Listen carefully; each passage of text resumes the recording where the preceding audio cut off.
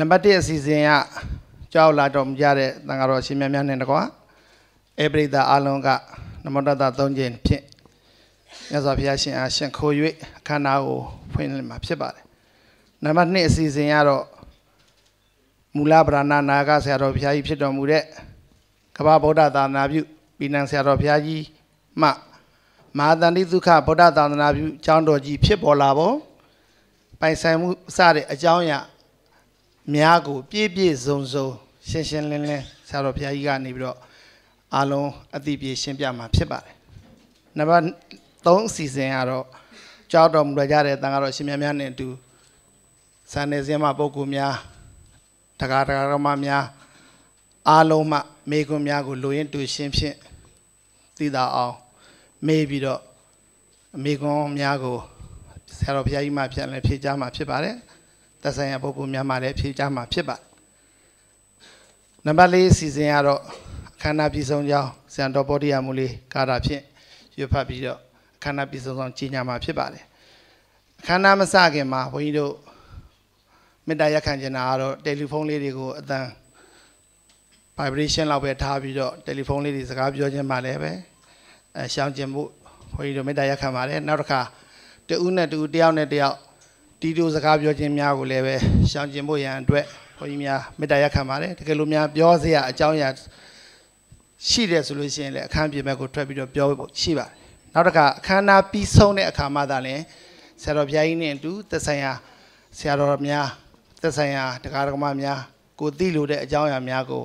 အင်တာဗျူးလုပ်ဖို့ရန်အတွက်လည်းမေတ္တာရက်ခံပါတယ်ဘာလို့လဲဆိုတော့အခမ်းအနားအတွင်းမှာအင်တာဗျူးလုပ်နေတာနဲ့ကိုယ်သတင်းဒီဟာတွေ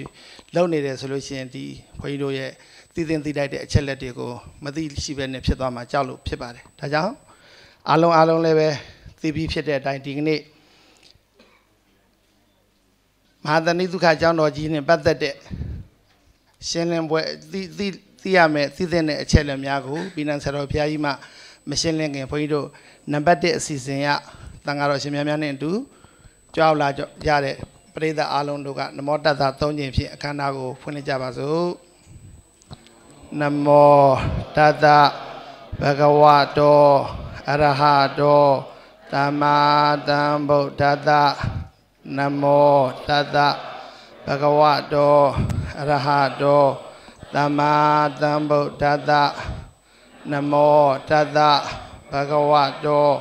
အရဟတောသမ္မာသမ္ဗုဒ္ဓတ္တ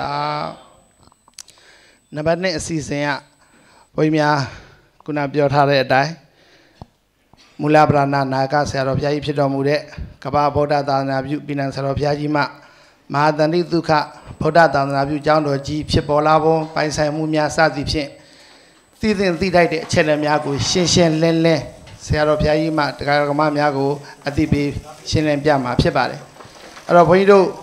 စာနယ်ဇင်းများလည်းပဲအားလုံးအချင်းချုပ်အနေနဲ့သိရှိအောင်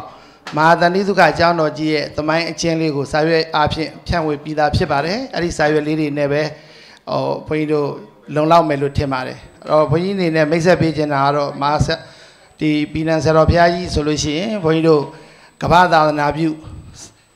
ကြွတော်မူတာဆိုရင်နှစ်ပေါင်း50ကျော်ရှိခဲ့ပါပြီ60နီးပါးလောက်ရှိပါပြီဘုန်းကြီးတို့မမွေးခင်တည်းက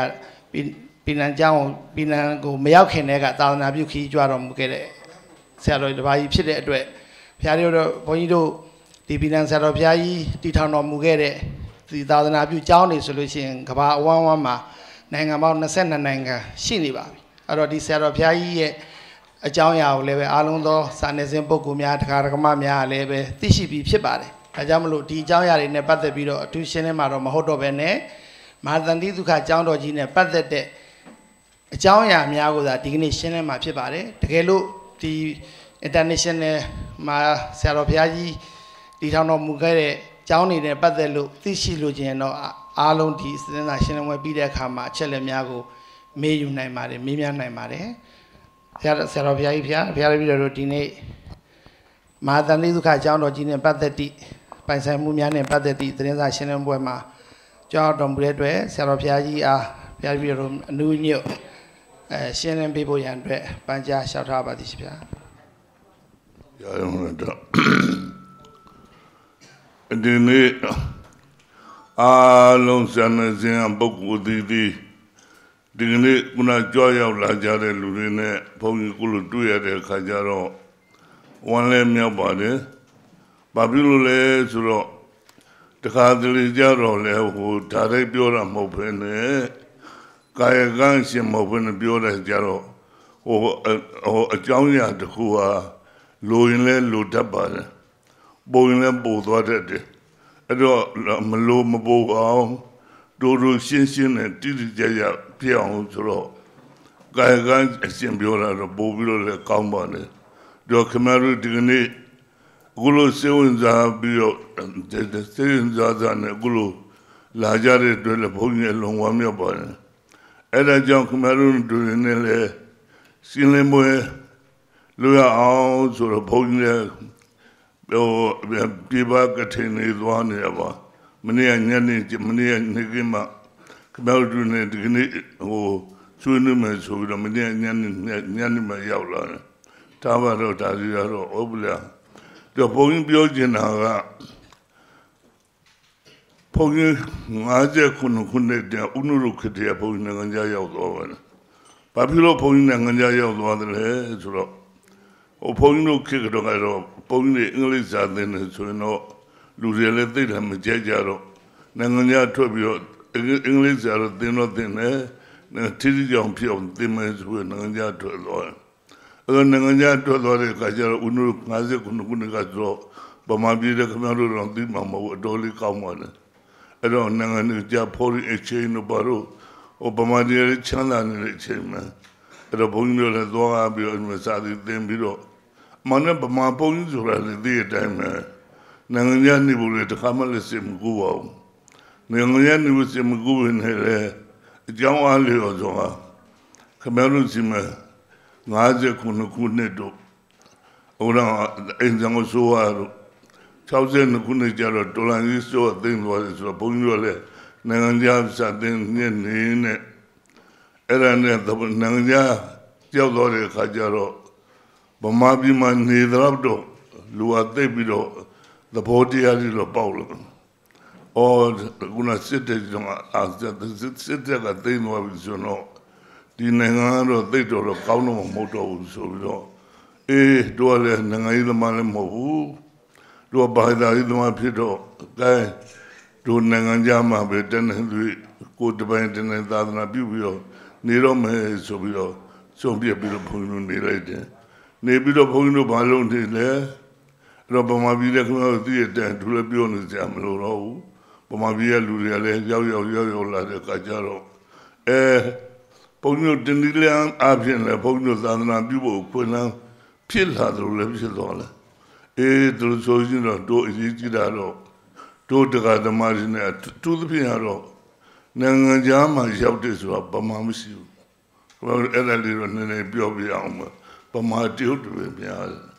ဗမာကြီးကသိမထွက်ဘူးအဲ့ဒီချင်းကဗမာကျွဲလူမျိုးကဗမာပြည်တဲ့သိခင်တယ်လေပြီးတော့ခင်တာတွေလည်းမဟုတ်သေးဘူးသွားရမှဆိုရယ်အသိပြီးတော့မသိဘူးအဲ့တော့ဘာပဲပြောတနည်းဆိုတော့ခုနဘုရားနေဝင်ခင်ဗျားတို့မျက်စိဖွင့်ပေးတယ်လို့ပြောမှာ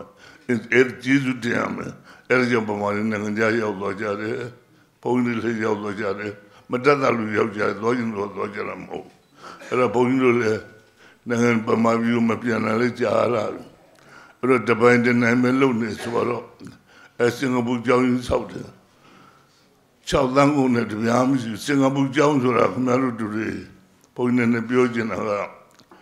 ဗမာပြည်ဘုန်းကြီးတွေကနေလာအသွင်တွေထင်ရှားတယ်ဆိုတော့ဗမာပြည်မှာသူကကိုနေရတယ်ကိုနေလာသွင်ထင်ရှားနေရဘူးနိုင်ငံခြားမှာဒီကြောင်မှမရှိဘူးလူများတွေကလာမေးတယ်အရှင်များတို့ဗမာပြည်နိုင်ငံခြားမှာဘယ်နှကြောင်ရှိတယ်ဆိုတော့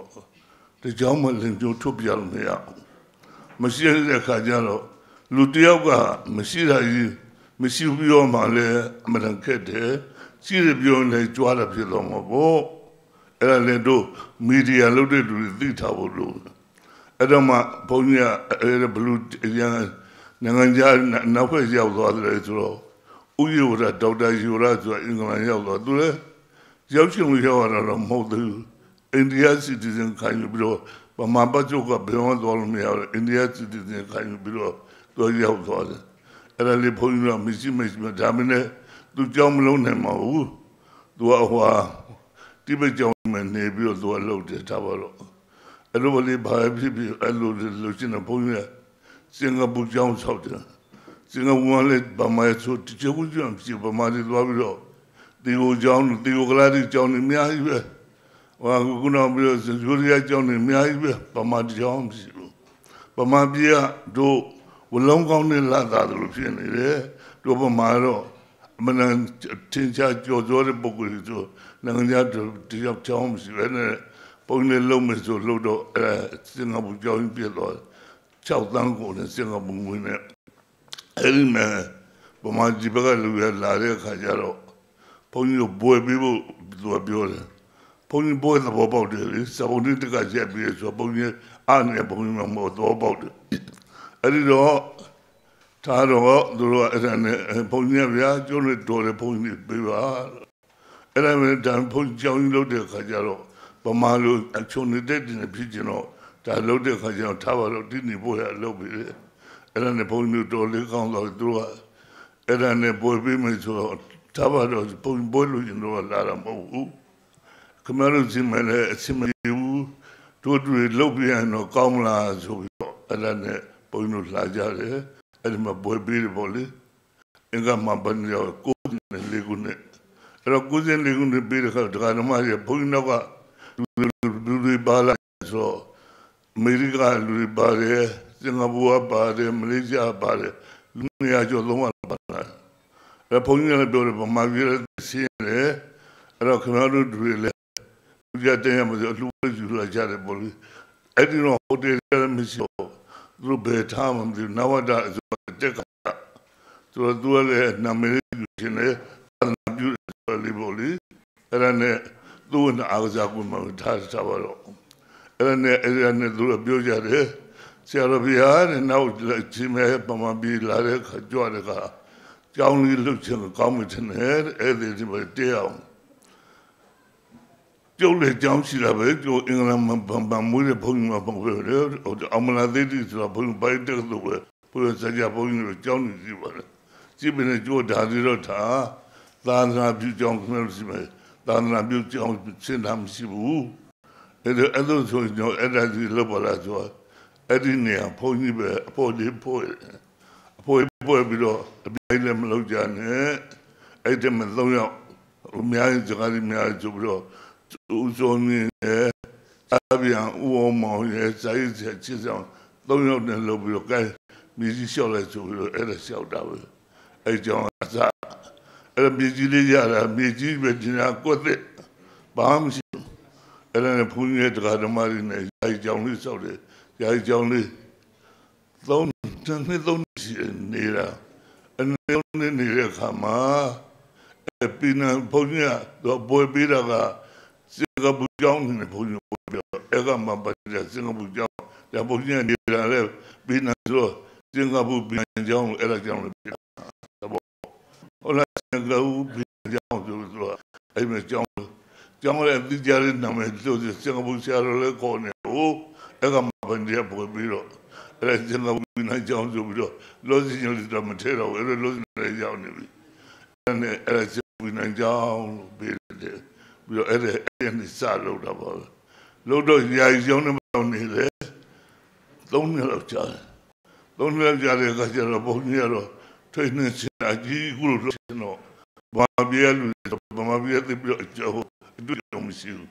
မကောင်းတဲ့ဘုန်းကြီးစင်ကာပူကလူတွေနဲ့ဒါစင်ကာပူတဲ့နေတော့တဲ့ကြောင်းတက်စကုမ္ပဏီရဲ့အဲ့ဘုန်းကြီးကိုလည်းလုပ်ပြီးတော့အဲ့ဒါထားပါတော့အဲ့မှာလုပ်ပြီးတော့အဲ့ကျော်ပုံစံဆွဲပြီးတော့ဒီစလုပ်တာပေါ့လေလုပ်တဲ့ခါကျတော့အဲ့ဒီကဓမ္မတွေအပေးကြဘုန်းကြီးနာမည်နဲ့ပဲဘုန်းကြီးဒီမှာ constitution ဆိုတာရေးထားအဲ့ဒီ constitution လည်းဘယ်ချမ်းစာရေးရဆိုတော့ခါကျတော့96ခုနှစ်ကရေးထားတယ်90ခုနဘုန်းကြီးကြောက်တဲ့က94ခုနှစ်မြေကြီးက95ခုနှစ်ရတယ်constitution ဒီမှာဒီထဲမှာဩဝါဒစရိယဆိုအကုန်လုံးပါတယ်ခါကျတော့ဥက္ကဋ္ဌတယောက်လည်းဘုန်းကြီးကအ ကြာကြီးမထားနဲ့သုံးနှစ်ပဲထားဆိုဒီမှာကုန်းပါပါတိုင်းပြောနေရှိနေဦးမှာအဲ့ဒါနဲ့အလုပ်လုပ်ပြီးတော့ဒါနဲ့လောက်တာနဲ့ဒီကြောင်းပြီးတော့ဆိုတော့ပြီးသွားတဲ့အခါကျတော့ဒကာဓမ္မတွေပြောကြတယ်ဒီကြောင်းရတဲ့သူသဖြင့်တော့ဘယ်လိုလူလဲဆိုတော့တိမမတူပါဘူးဒီကြောင်းနေပါဘာပြရပဲလူရနိုင်ငံခြားလောချင်ကြီးလေးပါတယ်ကနေဒါပါတယ်ထိုင်ဝမ်ပါတယ်မလေးရှားပါတယ်စင်ကာပူပါတယ်ပြီးတော့အော်စတြေးလျတို့ပါတယ်နိုင်ငံတကာလည်းပတ်သက်နေအများကြီးပါတယ်အဲ့ဒီမှာအဲ့ဒီကြောင်းပြီးတော့